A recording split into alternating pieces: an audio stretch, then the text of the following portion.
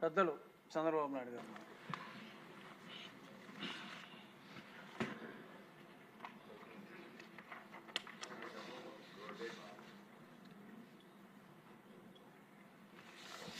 అధ్యక్ష, ఇప్పుడే law and order demands ప్రవేశపెట్టి రిప్లై ఇచ్చారు మినిస్టర్ గారు. వారు చెప్పినటువంటి అభిప్రాయాలతో ఏకీభవిస్తూ ఈ ప్రభుత్వం అధ్యక్ష గడిచిన 5 సంవత్సరాలుగా గడిచిన ప్రభుత్వంలో జరిగినటువంటి లా అండ్ ఆర్డర్ సమస్యలు చూసాం. ప్రభుత్వ ఆస్తులకు రక్షణ లేని పరిస్థితి, అదే మరిగా ఫ్రీగా తిరగలేని పరిస్థితి ఉండేది. ఎప్పుడు కూడా అధ్యక్ష నాగరిక ప్రపంచంలో లా అండ్ ఆర్డర్ అనేది చాలా ముఖ్యం. అభివృద్ధి జరగాలన్నా ప్రజలు హ్యాపీగా ఉంటే తప్ప ఆ గవర్నమెంట్ కూడా మీనింగ్లెస్గా ఉంటుంది. అయితే ఓ సంఘటన చూస్తే కొన్ని ఎగ్జాంపుల్స్ మాత్రం మనం ఆలోచిస్తే డ్రగ్స్ విపరీతంగా రాగడం, దానిపైన తెలుగుదేశం పార్టీ ఆ రోజు ఆందోళన చేయడం, గంజాయి కూడా విపరీతంగా పెరిగిపోవడం, ఈ గంజాయి వల్ల జరిగే పరిణామాల గురించి ఆందోళనతో ఎక్కడికక్కడ డిమాండ్ చేయడం, అవన్నీ చేస్తే తిరిగి తెలుగుదేశం పార్టీ ఆఫీస్ పైన దాడి చేసే పరిస్థితికి వచ్చారు. దాడి చేసి నేను ఆ సమయంలో కేంద్ర హోమ్ మినిస్ట్రీకి ఫోన్ చేసి కంప్లైంట్ చేసి గవర్నర్కి కూడా కంప్లైంట్ చేసే పరిస్థితికి వచ్చాం. అక్కడి నుంచి నేను ఆఫీస్కి వెళ్ళాను. ఇంత దుర్మార్గంగా నా జీవితంలో ఊహించలేదు. ఒక పార్టీ కార్యాలయం అనేది ప్రజలకు సేవ చేసే ఒక పవిత్ర దేవాలయం. అలాంటి ఆఫీసుల పైన ఓసారి చిన్న చిన్న ఆఫీసుల పైన కూడా దాడి చేయరు. ఎందుకంటే ఇది ఒక సెంటిమెంట్. ప్రజాస్వామ్యంలో పార్టీ ఆఫీసులన్నిటిపైన ఎప్పుడూ దాడి జరగలేదు, అలాంటి తిరిగే పరిస్థితి వచ్చింది. అదే మరి సరే మనం మాట్లాడుకుంటూనే ఉన్నాం. మీరు బాధితులు, నేను బాధితుడినే, ఇక్కడ అందరూ బాధితులే, ఒకరిని కాదు. నేను ఆ రోజు ఈరోజు కూడా చెప్తున్నా, నేను చాలా స్పష్టంగా ఉన్నా. రాజకీయ కక్షలతో నా జీవితంలో ఎప్పుడు నేను రాజకీయం చేయలేదు, ఇప్పుడు కూడా నేను చేయను. అదే సమయంలో లా అండ్ ఆర్డర్ సమస్యలు క్రియేట్ చేసే వాళ్ళపైన మాత్రం ఈ ప్రభుత్వం సింహ స్వప్నంగా ఉంటుందని మరొకసారి హెచ్చరిస్తుంది. ఎవరైనా కావచ్చు. చరిత్ర ఒకసారి చూసుకుంటే దిశ తెలుగుదేశం పార్టీ వచ్చిందంటే లా అండ్ ఆర్డర్ సెట్ కావాలి. ఈరోజు ఎన్డీఏ ప్రభుత్వం ఉన్నాం.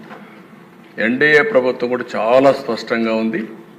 ఎట్టి పరిస్థితుల్లో లా అండ్ ఆర్డర్ ఉపేక్షించాం, ఎవ్వరు బ్రేక్ చేసినా. అందుకే ఈరోజు మీరు చూసినప్పుడు ప్రత్యేకంగా నేను ఎన్నికలప్పుడు కూడా చెప్పాను, నేను సమస్యల్ని జరిగే లా అండ్ ఆర్డర్ కంట్రోల్ చేయగలుగుతాను, కానీ కొంతమంది గంజాయికి అలవాటు పడి, డ్రగ్స్కి అలవాటు పడి అలాంటి వ్యక్తులు రాత్రి మారిపోతారంటే చాలా సమస్య ఉంటుంది, అడిక్షన్ అయిపోయి ఉంటారని చెప్పి కూడా చెప్పాను. అది ఇంకా కంటిన్యూ అయ్యే పరిస్థితి ఉంది.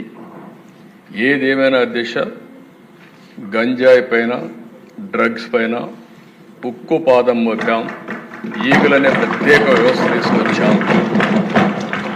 నేను ఈ రాష్ట్రంలో ఉండే ప్రజలందరికీ విజ్ఞప్తి చేస్తున్నా, మీ పిల్లల్ని, మీ కుటుంబ సభ్యుల్ని మీరు కూడా కంట్రోల్ చేయాల్సిన అవసరం ఉంది. ఎక్కడికక్కడ మెంటరింగ్ చేయాల్సిన అవసరం ఉంది. ఎక్కడ కూడా ప్రతి ఒక్కరికి విజ్ఞప్తి చేస్తున్నా, మన స్వార్థం కోసం మనం గంజాయి పండించి ప్రజల జీవితాలతో చెలగాడడం కరెక్ట్ కాదు. అందుకే లేటెస్ట్ టెక్నాలజీస్ అన్నీ ఉపయోగిస్తున్నాం. నేను పూర్తిగా కంట్రోల్ అయిందని కానీ మంత్రి గారు ఇప్పుడు కూడా చెప్పారు, మేము కంట్రోల్ చేశామని. ఇంకా పూర్తిగా కంట్రోల్ చేశామని చెప్పడం లేదు. ప్రజలు మెచ్చుకున్నప్పుడే మీరు కంట్రోల్ చేసినట్టు అవుతుంది. అంతవరకు మీ పని ఉంటుంది. ఎట్టి పరిస్థితుల్లో ఈ రాష్ట్రంలో 1 ఎకరా కూడా గంజాయి పండించడానికి వీలు లేదు. అది జరిగే వరకు నిరంతరం ఈ ప్రభుత్వం పోరాడుతుందని చెప్తుందని మీకు తెలియజేస్తున్నాను. ఒక్క మాటలో చెప్పాలంటే గంజాయి పైన, డ్రగ్స్ పైన యుద్ధం చేస్తున్నాం. ఈ యుద్ధాన్ని ఆపే పరిస్థితి ఉండదు. లేటెస్ట్ టెక్నాలజీస్ ఉపయోగిస్తాం, సెటిలైట్ ఉపయోగిస్తాం, డ్రోన్స్ ఉపయోగిస్తాం, ఇంకా ఎక్కడెక్కడ ఏజెన్సీస్ని పెట్టాలంటే అన్నీ కూడా పెడతాం. అవన్నీ పెట్టి పూర్తిగా బార్డర్లో కూడా మన రాష్ట్రానికి రాకుండా కూడా చెక్ చేసి యంత్రాంగాన్ని కూడా క్రియేట్ చేసుకుంటామని చెప్పి కూడా నేను మీకు తెలియజేస్తున్నా. ఎవరైతే గంజాయి పండించే అమాయకులు ఉన్నారో వారందరికీ ప్రత్యామ్నాయ ఉపాధి కల్పిస్తాం. వారిని కూడా రిక్వెస్ట్ చేస్తున్నాం, మీరు ఎక్కడ కూడా గంజాయి పండించద్దని కూడా వారందరికీ చెప్తున్నాను. రెండోది దిశ, ఈ విషయంలో నేను 5 సంవత్సరాలు గడిచిన ప్రభుత్వంలో చూశాను. ఒక్కసారి అసెంబ్లీలో చర్చించిన దాఖలాలు లేవు, ఒక్కసారి సమీక్ష చేసిన దాఖలాలు లేవు. ఏ ప్రభుత్వమైనా చిత్తశుద్ధితో ఉన్నప్పుడు రివ్యూ చేయడం కానీ యాక్షన్ తీసుకోవడం కానీ జరిగితే కొంతవరకైనా కంట్రోల్ అవుతుంది. అవన్నీ చేయని పరిస్థితి వచ్చింది. అందుకని అధ్యక్ష, దీంట్లో రాజీ లేదు. రెండో విషయం కూడా నేను ఒకటే కోరుతున్నా, ఈరోజు సోషల్ మీడియాను మనం చూస్తున్నాం. విచ్చలవిడితనం వచ్చింది, క్యారెక్టర్ అసాసినేషన్ జరిగే పరిస్థితి వస్తుంది, ఆడబిడ్డలు తలెత్తుకొని తిరగలేని పరిస్థితి వస్తూ ఉంది. ఇది మంచి సాంప్రదాయం కాదు. నాకు చాలా సంతోషం, అసెంబ్లీలో బూతులు లేవు. ఇప్పుడు అసెంబ్లీ అంతా కూడా సబ్జెక్ట్స్ పైన చర్చించే పరిస్థితికి వచ్చాం. ఆ 5 సంవత్సరాలు అసెంబ్లీలో బూతులు మాట్లాడడం, బయటంతా భయంకరంగా ఉండడం, ప్రజాస్వామ్యం పూర్తిగా అపహాస్యం కాబడింది. అలాంటి అన్ని పోయే పరిస్థితికి వచ్చాయి. ఈరోజు మళ్ళీ రాష్ట్రంలో ఒకటే విజ్ఞప్తి చేస్తున్నాం, ఎవరైనా సరే ఆడబిడ్డల పైన అత్యాచారాలు చేసి తప్పించుకోవాలంటే ఈ ప్రభుత్వంలో వీలు కాదు. అదే చివరి రోజు అవుతుందని మరొకసారి హెచ్చరిస్తున్నాం. చాలా కఠినంగా చెప్తున్నా. ఇంకా కొంతమంది అక్కడక్కడ చూస్తున్నాను, ఆకతాయిలున్నారు, ఇష్టానుసారంగా ప్రవర్తిస్తున్నారు. వారందరికీ కూడా ఒక మెసేజ్ పోవాల్సిన అవసరం ఉంది. నేను ఒకప్పుడు ఒక మెసేజ్ ఇచ్చాను, ఈ రాష్ట్రంలో లా అండ్ ఆర్డర్ మెయింటైన్ చేయాలి, తీవ్రవాద సమస్య పరిష్కారం కావాలి, మత విద్వేషాలు లేని రాష్ట్రంగా మత సామరస్యాన్ని పెంచాలి. ముఠా నాయకులందరినీ ఒకటే మెసేజ్ ఇచ్చాను, తరతరాలుగా మీరు ముఠాలకు పాటుపడుతున్నారు, కుటుంబాలు లేకుండా పోయే పరిస్థితి వస్తూ ఉంది. ఇంక ఈ రాష్ట్రంలో జరగడానికి వీలు లేదని ఆ రోజు కూడా చాలా స్పష్టంగా కంట్రోల్ చేశాం. రౌడీలకు ఒక మెసేజ్ ఇచ్చాం, ఈ రాష్ట్రంలో రౌడీ అనేవాడు ఉండడానికి వీలు లేదు, ఈ రాష్ట్రం మీకు సహకరించదు, అలాంటి వాడు ఉంటే ఈ రాష్ట్రాల నుంచి పారిపోవడం బెటర్ అని చెప్పి కూడా హెచ్చరించా. ఇప్పుడు కూడా చెప్తున్నా, ఎవరైనా సరే రౌడీజం చేసి మళ్ళా తప్పించుకుంటామంటే అలాంటి వాళ్ళని ఎట్టి పరిస్థితుల్లో వదిలిపెట్టమని అసెంబ్లీ సాక్షిగా హెచ్చరిస్తున్నారని కూడా అయితే అధ్యక్ష, ఇవన్నీ జరగాలంటే ఈరోజు మనం చూస్తే కొన్ని చట్టాలు కూడా పగడ్బందీగా ఉండాల్సిన అవసరం ఉంది. అందుకే ల్యాండ్ గ్రాబింగ్ బిల్ నిషేధం కింద 2024 కొత్త చట్టం తీసుకొస్తున్నాం. మాకు ఏ కంప్లైంట్ వచ్చినా ఇప్పటికి కూడా ఇక్కడ అన్ని సమస్యల పరిష్కారం చేయగలుగుతున్నాం. కానీ వీళ్ళు చేసినటువంటి ఈ భూ వివాదాలు, ల్యాండ్ రిలేటెడ్ కాన్ఫ్లిక్ట్స్ అయితే భయంకరంగా తయారైనాయి. 22A ఉపయోగించారు, రికార్డ్స్ తారుమారు చేశారు, ప్రభుత్వ భూములు కొట్టేశారు, ఫారెస్ట్ భూములు కొట్టారు.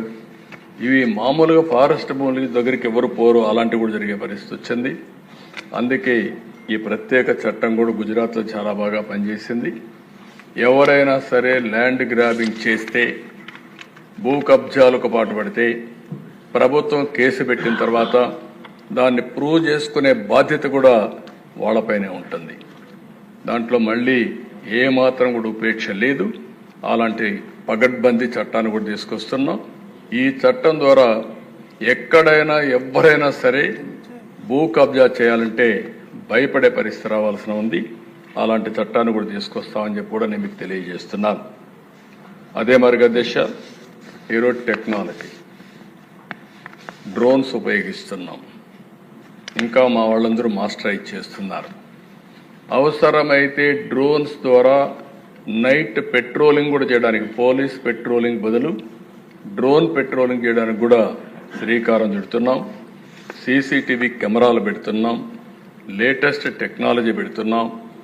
ఒక్కొక్కసారి అధ్యక్ష చాలామంది కేసుల్లో తప్పించుకుంటున్నారంటే నేరాలు చేయడం, సాక్ష్యాలను తారుమారు చేయడం, తద్వారా పనిష్మెంట్ లేకుండా తప్పించుకునే పరిస్థితికి వస్తున్నారు. కానీ ఇటీవల డిపార్ట్మెంట్ మీరు చూస్తే చాలా గట్టిగా పనిచేసి 2-3 నెలల్లోనే శిక్షలు పడే కన్విక్షన్ వచ్చే పరిస్థితి తీసుకొచ్చారు. దానికి డిపార్ట్మెంట్ మనస్ఫూర్తిగా అభినందిస్తున్నా. ఇది వండర్ఫుల్ వర్క్. దీన్ని ఇంకా పకడ్బందీగా మనం చేయాల్సిన అవసరం ఉంది. ఇది కూడా చేస్తామని చెప్పి నేను మీకు తెలియజేసుకుంటూ, ఇంకొక పక్కన సైబర్ సెక్యూరిటీ కూడా చాలా ముఖ్యం. దీంట్లో కూడా 26 సైబర్ పోలీస్ స్టేషన్లు పెడుతున్నాం.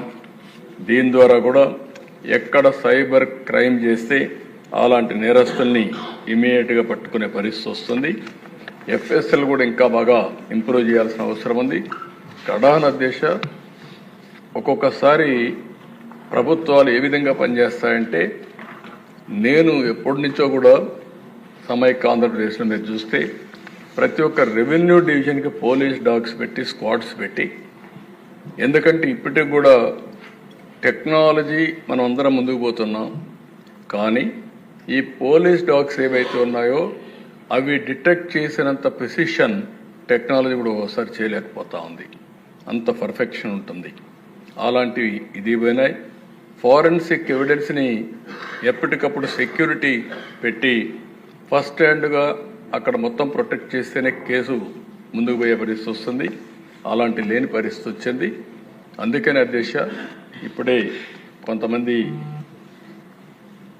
మాట్లాడినప్పుడు కూడా చెప్పారు, వివేకానంద రెడ్డి మర్డర్ కూడా ఓసారి ఆందోళన కలుగుతుంది ఎవరికైనా సరే. ఒక మర్డర్ జరిగిన తర్వాత, ఒక సెన్సేషనల్ మర్డర్ జరిగిన తర్వాత 6 మంది సాక్షులు ఆ కేసులో ఇన్వాల్వ్ అయిన వాళ్ళు ఎలిమినేట్ అయిపోవడం అనేది, చనిపోవడం అనేది అదొక ఆవేదన, ఆలోచన కలుగుతుంది. ఎప్పుడైనా పోలీస్ డిపార్ట్మెంట్ గుర్తుపెట్టుకోవాల్సింది, ఒక సెన్సేషనల్ కేసు వచ్చినప్పుడు దాని తర్వాత పరిణామాలన్నిటి కూడా క్షుణ్ణంగా ఎగ్జామిన్ చేసి ఎప్పటికప్పుడు యాక్షన్ తీసుకోవాల్సిన అవసరం ఉంది. మీరందరూ కూడా, ఎందుకంటే ఈ హౌస్లో కూడా అందరూ ఎమ్మెల్యేలు ఉన్నారు. నేను అందుకే మొన్న ఒక మాట చెప్పాను, నేనే ముఖ్యమంత్రి. నేను ముఖ్యమంత్రిగా ఉండి 2019లో వివేకానంద రెడ్డి మర్డర్ జరిగింది. తెల్లవారితో వాట్సాప్ మెసేజ్ వచ్చింది. మెసేజ్ ఏమని, వివేకానంద రెడ్డి గుండెపోటుతో చనిపోయాడు. ఎలక్షన్ సీజన్, నేను కూడా గుండెపోటు అనుకున్నాను. జనరల్గా నాకు ఎప్పుడు ఏ ఆలోచన వచ్చినా, ఏ మెసేజ్ వచ్చినా మళ్ళీ నేను స్టడీ చేస్తూ ఉంటాను. అలాంటిది నేను కూడా ఎలక్షన్లో ఉండి క్యారీ అయ్యాను. నాకు ఒక సీఎంఓ ఉంది, ఒక ఇంటెలిజెన్స్ ఉంది, ఒక డీజీపీ ఉన్నాడు, మా చంద్రరాజు మంత్రి అప్పుడు అందరం ఉన్నాం. అందరం ఉండి అర్థం కాలేదు, నిజం అనుకున్నాం, నమ్మాం. అంటే నేరస్తులు ఏ విధంగా ట్రాప్లో పెడతారనేదానికి ఇది ఒక ఉదాహరణ దిశ. అంతవరకే చెప్తున్నాను నేను ఈరోజు. అది అయిన తర్వాత మధ్యాహ్నాలకి బిల్డప్ అయింది. సునీత గారు అడిగారు దీన్ని పోస్ట్ మార్టం చేయాలని. సునీత గారు కానీ పోస్ట్ మార్టం అడగకుండా ఉండుంటే క్రిమేషన్ అయిపోయేది. అంటే నేను ఎందుకు ఇవన్నీ చెప్తున్నానంటే, నేరాలు ఘోరాలు చేసే వ్యక్తుల పట్ల ఏ స్థాయి అయిన వాళ్ళైనా సరే మనం అప్రమత్తంగా ఉండకపోతే మాత్రం మనం న్యాయం చేసినట్టు కాదు, మనం కూడా ఇబ్బందులు పడే పరిస్థితి వస్తుంది. ఆ తర్వాత సాయంత్రానికి అధ్యక్ష ఎప్పుడైతే పోస్ట్ మార్టం చేశారో, ఏ టీవీలో అయితే గుండెపోటని చెప్పారో వాళ్ళే సాయంత్రానికి మాట మార్చేసి ఇంతవరకు మా తండ్రి చనిపోయాడు, ఇప్పుడు తండ్రి లేని బిడ్డే కాకుండా చిన్నాన్న ఉంటే ఆ పెద్ద దిక్కు కూడా లేకుండా పోయిందని చెప్తే ప్రజలు నమ్మించే పరిస్థితికి వచ్చారు. రెండో రోజు అధ్యక్ష నా చేతిలో కత్తి పెట్టి నారాసుర రక్త చరిత్రను వేసే పరిస్థితికి వచ్చారు. బాధ కదా అధ్యక్ష, ఆవేదన కలగదా? ఏంటి ఇలాంటి అరాచకాలు చేసి కూడా రాజకీయాలు చేయగలుగుతామనే ధీమా నా జీవితంలో ఒకటే చెప్తాను దశ, ఎప్పుడు హత్యా రాజకీయాలు మరక అంటకుండా 45 సంవత్సరాల రాజకీయాలు చేశారు. ఎవరైనా హత్యా రాజకీయాలు చేసిన ప్రజాక్షేత్రంలో పోరాడి అలాంటి వ్యక్తుల్ని శాశ్వతంగా రాజకీయాలు లేకుండా చేశాను తప్ప, శిక్షలు బయటకు చేశాను తప్ప, నేను ఎలాంటి పరిస్థితుల్లో కూడా అలాంటి దీనికి దోహదం చేయలేదు. నేను ఎప్పుడూ చెప్పేవాడిని, ఒక హత్య చేయడం అనేది చాలా ప్రమాదం. పోస్ట్ మార్టానికి కారకులైన వ్యక్తులు మీకు కూడా పోస్ట్ మార్టం జరుగుతుంది, జాగ్రత్తగా ఉండమని హెచ్చరించాను.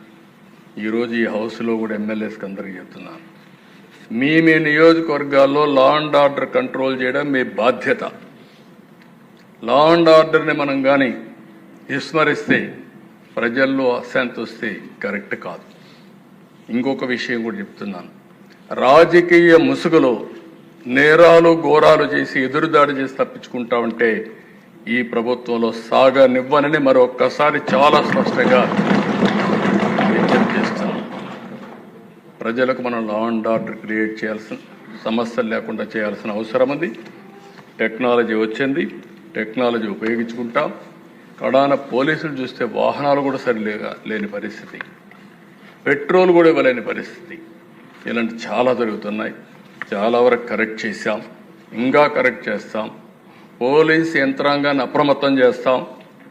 అప్రమత్తం చేయడమే కాదు, ఎప్పుడైనా సరే అధ్యక్ష ఒకటే గుర్తుపెట్టుకోండి, ఒక నాయకత్వం కానీ ఒక గవర్నమెంట్ కానీ స్ట్రాంగ్గా ఉందని విత్ డెమాన్స్ట్రేటివ్ ఎఫెక్ట్తో చేయగలిగితే అందరూ లైన్లోకి వస్తారు. అట్లా కాకుండా పర్వాలేదు ఉదాసీన వైఖరి తీసుకుంటే ప్రతి ఒక్కరూ పెట్టిరేగిపోయే పరిస్థితి వస్తుంది. అది ఈ ప్రభుత్వంలో సాగనివ్వమని చెప్పి మరొకసారి తెలియజేసుకుంటూ ప్రతి ఒక్కరికి విజ్ఞప్తి చేస్తున్నా. ఈ రోజు నుంచి కొంతమందిని చూస్తున్నాను దిశ, కొన్ని కేసులు కూడా చూస్తున్నాను. ఎమోషన్లో కొంతమంది ట్రాపుల్లో కూడా పడతా ఉంటారు. కొంతమందికి డబ్బులు ఇస్తామంటే ఎక్కువగా వస్తాయనే ఉద్దేశంతో ఒక విధంగా ఆలోచిస్తే చిట్ ఫండ్ కంపెనీలు వస్తూ ఉంటాయి. అలాంటి వాటిలో డబ్బులు ఎక్కువ పెట్టుబడి పెడతాం, లేకుంటే మీకు ఎక్కువ రిటర్న్స్ ఇస్తామంటే మోసపోయే పరిస్థితి వస్తూ ఉంది. కొంతమంది అమ్మాయిల పట్ల కొంతమంది చాలా దారుణంగా ప్రవర్తిస్తూ ప్రేమ అనే మాట ఒలకబోస్తూ ట్రాప్లో పెట్టి ఈ యొక్క అబ్యూజ్ చేసే పరిస్థితి కూడా వస్తున్నారు. నేను ఈ విషయాలని ఎందుకు చెప్తున్నానంటే ఈ సభ ద్వారా ప్రజల్లో చైతన్యం తీసుకురావాల్సిన బాధ్యత మన మీద ఉంది. అదే సమయంలో ఎవరైనా తప్పు చేస్తే మాత్రం వదిలిపెట్టం, తాట తీస్తామని చెప్పి మరొకసారి ఎందుకంటే నా గట్టిగా కూడా చెప్పాల్సిన అవసరం ఉంది. నేను ఇదే మాదిరిగా ముఖ్యమంత్రిగా ఉంటే అధ్యక్ష 14-15 సంవత్సరంలో ఇక్కడే మనం గురిజాల కాన్స్టిట్యున్సీ అనుకుంటాను, పిడుగురాళ్ళ దాచేపల్లి ఏరియాలో ఒక ముస్లిం గర్ల్, చిన్న అమ్మాయి, ఆ అమ్మాయి పైన అత్యాచారం చేశారు. దగ్గర 18 టాస్క్ ఫోర్స్లు వేశారు. ఏ డైరెక్షన్లో ఉన్నా సరే భూమి మీద ఎక్కడున్నా పట్టకొచ్చే బాధ్యత మీదని పోలీసులకు చెప్పా. సర్చ్ మొదలుపెట్టా. 4వ రోజుకి అతనే ఆత్మహత్య చేసుకొని చనిపోయాడంటే అక్కడ కనుక్కున్నాను. దాంతో కూడా వదిలిపెట్టలేదు. మళ్ళీ విజయవాడలో పెద్ద ర్యాలీ పెట్టి భవిష్యత్తులో ఎవరైనా సరే నా ఆడబిడ్డల జోలుకొస్తే ఇదే గతి అవుతుందని చెప్పి హెచ్చరించాను. ఇదంతా మొత్తం లా అండ్ ఆర్డర్ అంతా కూడా కంట్రోల్ అయ్యే పరిస్థితి వచ్చింది. ఇప్పుడు కూడా చెప్తున్నా, ఈ సభ ద్వారా హెచ్చరిస్తున్నా, రేపటి నుంచి ఈ ప్రభుత్వాన్ని ఛాలెంజ్ చేయాలంటే చేయండి, ఆ తర్వాత ఎలాంటి పనిష్మెంట్ ఉంటుందో మీరే చూస్తారని కూడా హెచ్చరిస్తూ, లా అండ్ ఆర్డర్ కాపాడే బాధ్యత మాది. ప్రభుత్వ యంత్రాంగాన్ని కూడా సమర్థవంతంగా నడిపిస్తాం. ఎక్కడా రాజీ లేదు, రాగ ద్వేషాలు లేవు, లేకుంటే విశిష్టత లేదు. ఎవరైతే మీరందరూ లా అండ్ ఆర్డర్ మెయింటైన్ చేస్తారో, డీజీపీ దగ్గర నుంచి లాస్ట్ మైల్లో ఉండే కానిస్టేబుల్ వరకు మీరు లా అండ్ ఆర్డర్ మెయింటైన్ చేయండి. మీకు అండగా ఈ గవర్నమెంట్ ఉంటుందని మరొక్కసారి తెలియజేసుకుంటూ, ప్రజలు పూర్తిగా సహకరించమని మరొక్కసారి కోరుకుంటూ, ఇంకొకసారి నాకు ఎక్కడన్నా దొరికితే మాత్రం గంజాయి దొరికితే అడికి అయిపోతారు, మీరు గుర్తుపెట్టుకోండి. అదే మాదిరిగా ఎక్కడ డ్రగ్స్ దొరికినా లేదు. రాజకీయ ముసుగులో హత్యలు, నేరాలు, ఘోరాలు చేయాలనుకున్నా చాలా క్లియర్గా ఉన్నాం. ఎవరైనా మీరు మీ సమస్యలు చెప్పాలంటే మాకు చెప్పండి. సమస్యలు చెప్పకుండా మీ ఇష్ట ప్రకారం వచ్చి రౌడీజం చేస్తాం, ఇష్టానుసారంగా ప్రవర్తిస్తాం కూడా కరెక్ట్ కాదు. మీరు రండి, వింటాం, మీరు చెప్పినంత వింటాం. మీ సమస్య న్యాయపరమైతే తప్పకుండా పరిష్కారం చేసే బాధ్యత ఈ ప్రభుత్వాన్ని చెప్పి కూడా తెలియజేసుకుంటూ, అందరూ సహకరించమని చెప్పి కోరుకుంటూ మీ దగ్గర సెలవు తీసుకుంటున్నాను. ఇప్పుడు గౌరవనీయ ముఖ్యమంత్రి గారు ఈ చర్చలో పాల్గొనటం ప్రజలకు ఎంతో ధైర్యాన్ని ఇస్తుంది. నిన్ననే ఇనాగరేట్ చేశాను శక్తి యాప్. ఎవరైనా సరే ఆడబిడ్డలు ఆ శక్తి యాప్ డౌన్లోడ్ చేసుకుని కనీసం ఆ ఫోన్లో చేయగలిగిన ఆ శక్తి యాప్ ఆన్ చేసి 3 సార్లు షేక్ చేసిన ఆటోమేటిక్గా రిజిస్టర్ అయిపోతుంది. ఎక్కడున్నారో జీపీఎస్ చూసుకుని 6 నిమిషాల నుంచి 9-10 నిమిషాల లోపల మీ దగ్గరికి వచ్చే బాధ్యత పోలీసుల పైన ఉంటుంది. ఒకసారి కంప్లైంట్ చేసిన తర్వాత ఆ అమ్మాయికి ఏమైనా జరిగినా మా పోలీసులు రెస్పాండ్ కాకపోయినా బాధ్యత తీసుకునే అవకాశం పోలీసుల పైన ఉంటుంది.